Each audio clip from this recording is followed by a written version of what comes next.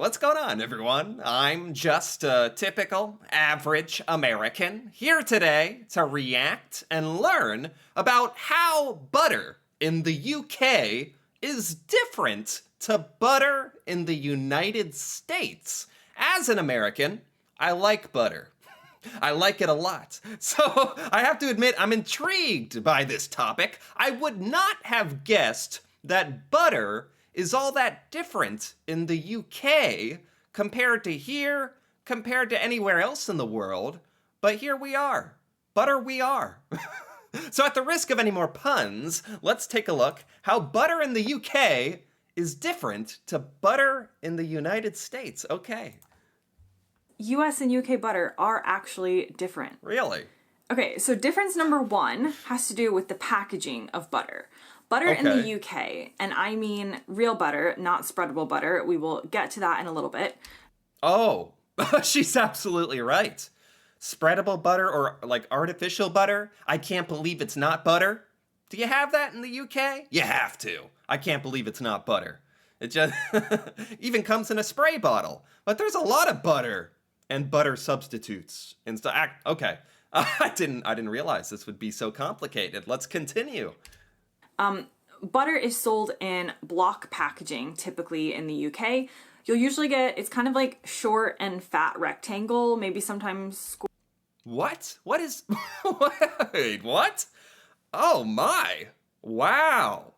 All right, now I see. I mean, when she said the packaging is different, I was like, okay, different companies make it. This butter is made by Tesco. Okay, the packaging can be different, but the actual shape of the butter itself is different. This is a block. In the United States, we get it in sticks. Long, skinny rectangles for optimum butter cuttage. It's very convenient for cutting like specific tablespoons for cooking things and measuring in the kitchen. It's very convenient. Is butter in the UK sold in blocks? Man, you really know you got some butter when you got some butter in the UK. It's gigantic. Square-ish, but it's not like a long block. Okay. In the US, on the other hand, butter is often sold and packaged as sticks that then come in a cardboard box that look like this. Each stick... Yes, exactly. Yes, oh my gosh. I don't know why I thought butter had to be a certain shape. It doesn't make any sense. That's the law. Maybe it should be the law. I don't know about this block butter stuff. I don't know if I like it. No. I mean, this seems very convenient for measuring, and you can cut it along the lines there for making your favorite cake or something. And yeah, this is how I've always seen butter my whole life. My mind is blown. I didn't know butter. This has opened my mind to the possibility of butter shapes. Wow. This long stick of butter in the US has markings on it showing you how much a tablespoon of butter is. So you simply slice it off and you don't have to do any measuring. So in the UK, if you have just a big old block of butter, how do you measure it? If you need a specific amount, how do you know? Do you have to weigh it or something, or eyeball it? Or that's really interesting, actually. Typically 8 tablespoons in each US stick of butter, which is 1/2 a cup of butter. Right. Now, I know my British viewers are having an absolute meltdown right now because you're like, that is the least accurate thing ever. And also, what is a cup? And don't you weigh your butter in grams? Okay. Now, I'm glad she touched on this, because I wasn't really able to think of this from the British point of view. Like, is it strange? Is our butter strange? I think it's very convenient. I think it's downright smart. I'm going to stand behind our butter system. It has lines on it, and you cut it. And now you have a couple tablespoons. But in the UK, it's measured in grams. So, do you have to, like, have a little kitchen scale to weigh your butter? I don't know, that's an extra step, but it would be a lot more accurate. A recipe? And the answer is nope. Most American recipes will not weigh ingredients in grams, and many Americans don't even own a kitchen scale. No. Our butter comes with built-in measurements, which is either weird or genius, depending on, I guess, which side of the pond that you're on. Yeah. I never thought about it like this. I'm learning something about UK kitchens. So in the UK, is it like normal to have a scale to weigh stuff in your kitchen? In grams, whatever a gram is. We're just over here drawing lines on stuff, hacking it up with a knife, and we're just like, whatever, that's close enough. Difference number 2 is what is actually within those sticks or blocks of butter. Okay. Because I have to admit that I did think butter was butter before researching this video because I'm not a very good cook, as I've confessed. So when I looked up American versus UK butter, I thought Google was going to laugh at me. But it did not. Oh, man. I'm a little nervous about this, actually.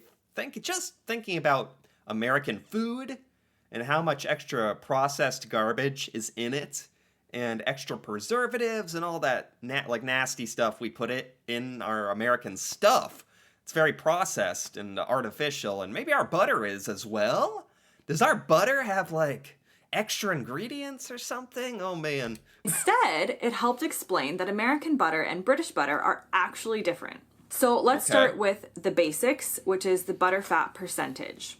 USDA requires American butter to be at least 80% butter fat, so most will be 80% butter fat. Now, butter fat. I'm not sure what butter fat really is. Is it like the fat content of the butter? Anyway, there's 80% butter fat in American butter. Is that a lot? Or, how does that compare to UK butter?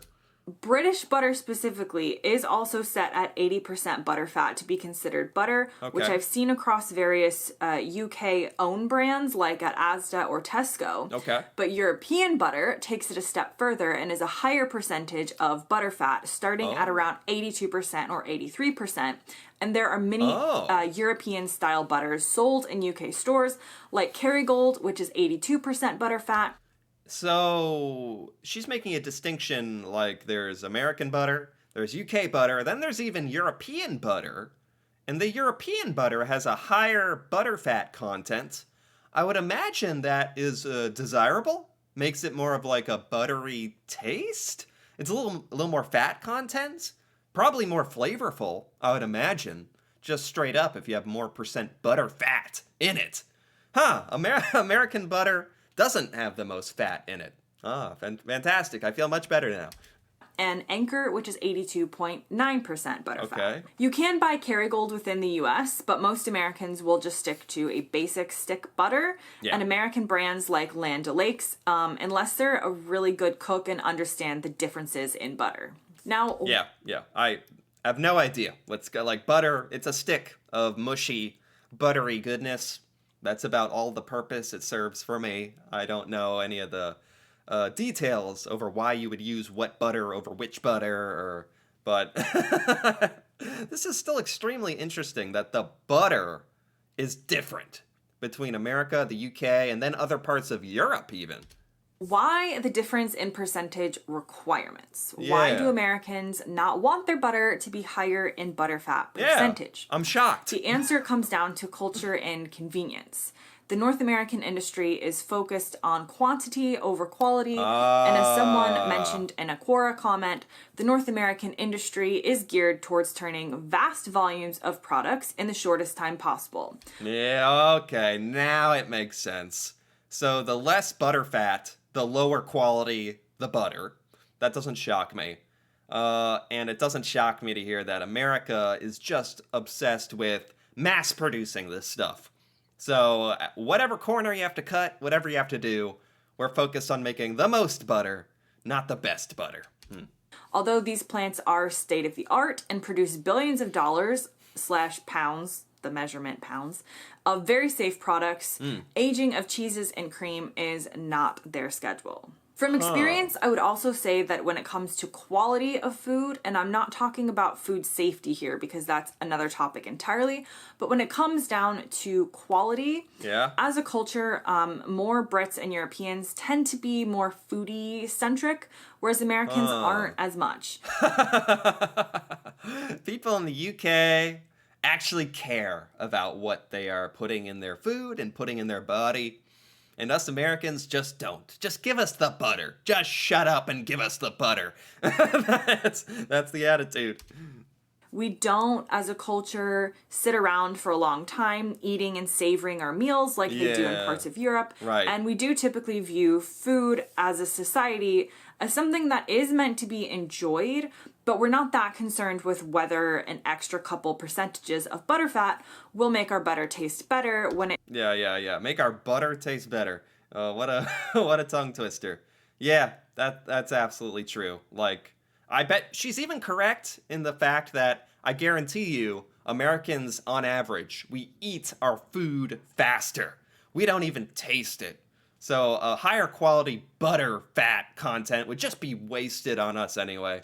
It seems good enough as it is. Yeah. And you can disagree with that as a matter of your own personal values and love for butter. But the point of these videos for me is to try and add some context and nuance to the cultural differences between the two, even when we're talking. Now I'm just really curious. Like, what does this higher quality butter taste like? Is there a substantial difference? Have I not tasted, like, proper butter my entire life? What does real good, higher butter fat butter taste like? Is it like a spiritual experience or something? About butter, because often the reason for some of them is not just black and white, and involves a lot of different areas of understanding of how a culture operates and what the people in that culture value. Oh, yes. Anyways. Yes. You can tell a lot about a culture based on how they eat their butter, how we take our butter. It tells you everything. Moving on. Both countries do have salted and unsalted butter options. Okay. Now, when it comes to the color of butter, European and most UK butter is going to be a brighter yellow than American butter, which is a very, very, very pale yellow, almost could... Brighter yellow? Pale yellow?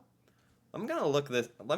I want to look up, like, a Google image of this or something. Show me some UK butter here. Here we go. Oh yeah, we got some blocks. We got a very nice packaging. This isn't even a block. This is like a loaf. This is like a cylinder of butter. You got butter loaves, butter blocks, butter cylinders. Yeah, like pale yellow. I mean, some of these aren't out of the package. Here we go. Pale yellow. Yeah. I mean, it does look a little different to our butter, I'll admit. Pass for white. This is down to the diet of the cows. So the standard in the US is grain-fed cows, whereas in Europe, it's grass-fed. Oh my gosh, no way. That's interesting. That's weird. It's down to the diet of our cows that we make the butter from. It accounts for the slight difference in color between UK and American butter. That is interesting and weird.